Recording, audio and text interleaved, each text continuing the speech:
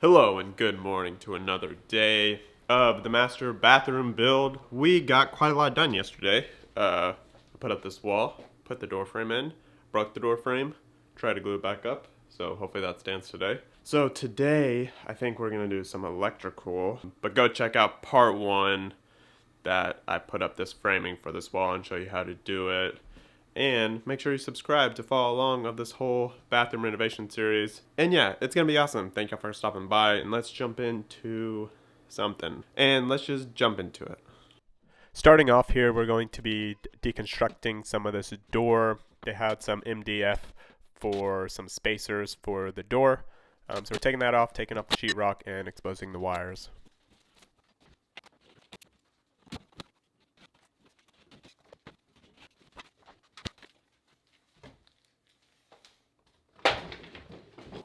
So we do have a header.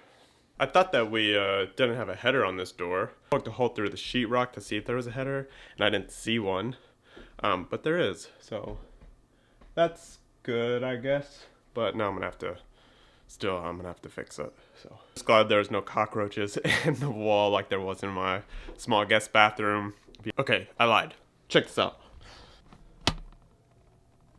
One cockroach dead. At least it's not 20. Alright, back into it. Here's a better look at my header door, and I'll get more into what we're going to do here in the next episode. Now it's time to cut a hole in the ceiling and get into the attic space to get some electrical done. Hello, is it me you're looking for?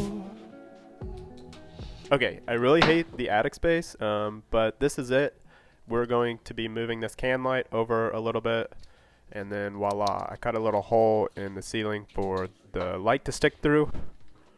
And here is a better look for my phone. Alright, here's the there we go. Oh wait. There's the new light. Here's the new junction box coming from those cords.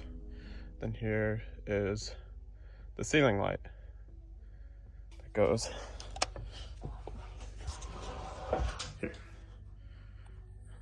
Moving that can light was actually super easy, and then I patched the ceiling, but we'll get more into the sheetrock later. But here we're going to be installing the electrical boxes. We got one in the middle, 3 junction box, a 3-gang box, and then one on the right, which is going to be an outlet. And then I'm going to start doing some wiring. I got to cut a hole in the top plate here to get the wires through, and there is a light in the ceiling as well as a fan, and there's 2 wires going to be pulled through that hole as you see me doing here. So one of these cords is the power, and the other 2 are for the above light and the fan. Now the switches here are going to be from left to right. Ambient light on the left, which is going on this wall that you see me working on here, the above light, and then the fan. And then that outside is going to be an outlet, and it's going to have, you know, if the water hits it, it's going to shut off. Can't think of the name right now. There. You know, I shouldn't have to say this, but make sure your electricity is off before working on electrical. And if you don't feel comfortable, hire an electrician.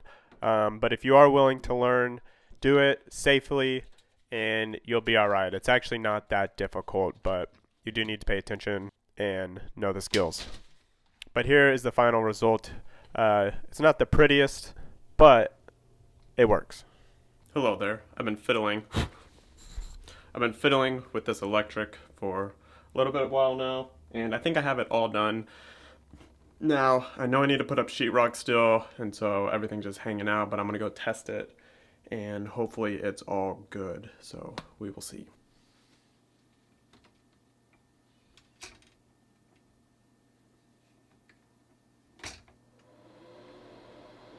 Okay, it looks like that stuff is working. I'm going to check the outlet too, but looking good.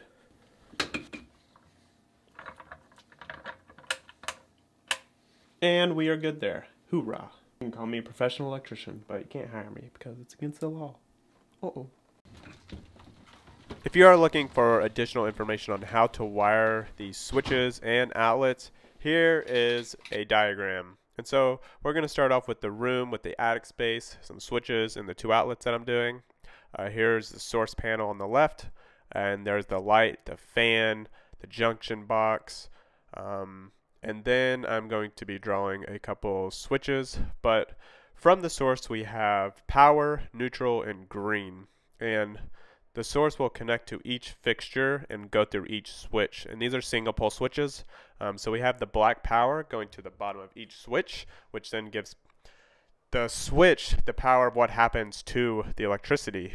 And so the ground is going to go to each switch and to each fixture through the Romex cable.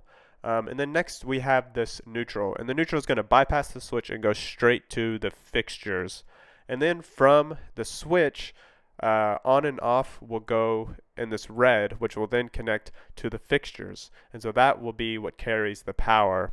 If that's too confusing, here is a simpler illustration. We're just going to have the source that has the power, the neutral, and the ground. And this is just normal Romex.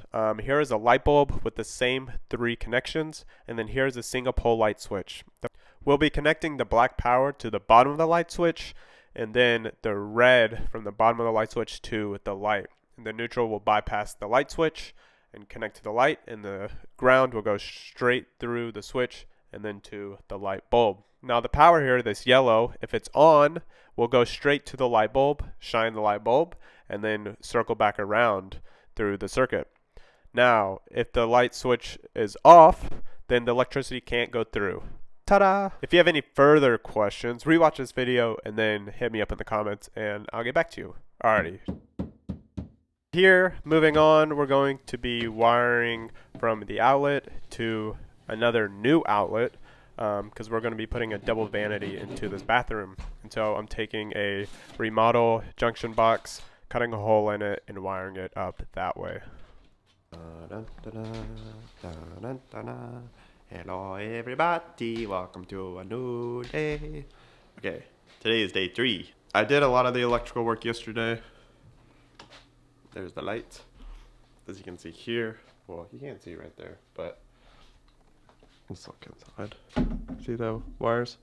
So once again, we're going to be jumping ahead to where I'm actually installing this box, and I put the wire through the studs. Make sure you go through the studs, and then I'm cutting out the sheetrock to fit this junction box. And you know, watch out for the wire, because if you cut through the wire, then you're going to have to rewire it, which is a pain. But getting this junction box in was, it wasn't that difficult. You can trace it and cut it better that way. But I was having a little difficulty because the wire was stiff and not allowing me to push the stupid thing in. So you just had to wiggle it and wrestle it and, you know, work with it until I could finally get it in. So I installed the outlet. So the outlet's done, both the outlets, the switches. The last electrical thing to do is the light above the vanity, but we will get into that in another video. But next up, we're going to be installing the floors, which here's a little sneak peek, floors. And I'm going to show you how to level it out, and a big mistake that I made in doing so, and how I'm not that happy with how it turned out. So go check out that video, and if you want to go check out some of the others, like how to frame a wall or put sheetrock up, check those out too. Anyways, thank you all so much for stopping by. Thank you for watching. Subscribe if you want. I'll give you $1 if you do. But anyway, I'm Chris, and I will see you in the next video, and I'll see you out there. Alrighty. Barches up like that.